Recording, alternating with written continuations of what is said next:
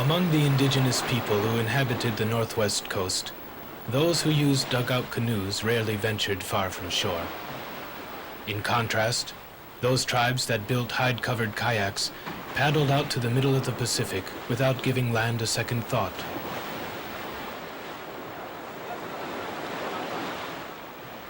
Riding in vessels that took their lines from the seals and killer whales, these ocean-going folk perhaps felt intuitively their primeval ties to the great marine mammals, and so lost their fear of the sea.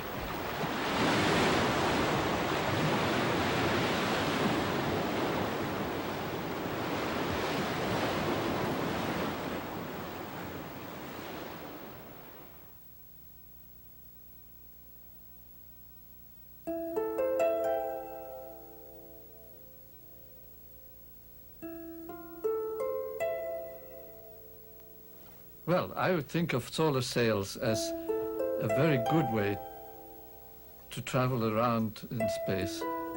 It can be done on a small scale. That's the advantage of it. I mean, as compared with Orion, which had to be very big. It could be cheap and simple and flexible so that you could, like a sailboat on the ocean, start out to go to Mars and then decide halfway that you wanted to go to Jupiter instead. You can always change your mind. You don't need a carefully predicted trajectory the way you do with a rocket. And you don't need fuel. You can stay as long as you like. It is slow, but convenient. A solar sail is a very, very thin film, usually made of metal of some kind, probably aluminum. And this then still is a reflector of sunlight. And that means that it is in fact being pushed. So that's why we call it a solar sail.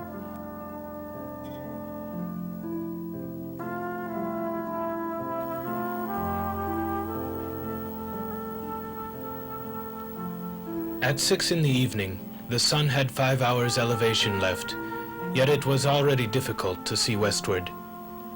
The sky seemed to have been storing light throughout the long day, and the west was saturated. We heard the blowing of some sea mammal coming toward us out of the brightness, but it hurt to look for it. For a time, we had the disembodied sound for company. Then, hands shading our eyes, we saw them. A pair of stellar sea lions, hunting.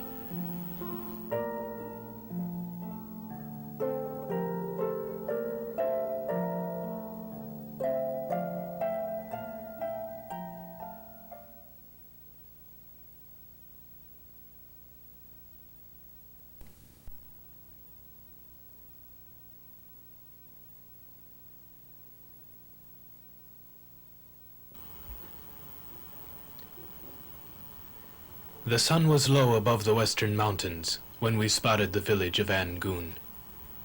We worked our way toward the pier against the tide. The pier was tall and rickety. 3 children on top stopped playing when they saw us. "Hi," George called.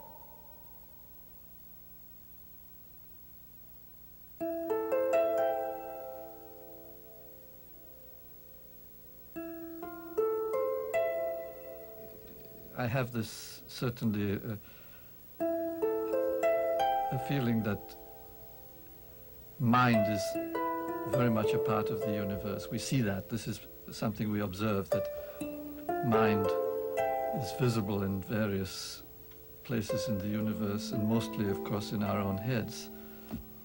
And it seems to me unreasonable to think that mind isn't somehow built into the structure of the universe altogether. But we don't know, of course, what kind of mind, what sort of nature it might have. It is something which we can only imagine in the most imperfect fashion. So, I mean, you can call it God, or you can call it a world soul, but that doesn't explain it. Only I think it is quite reasonable to imagine that that is there. Or I think for me it is much more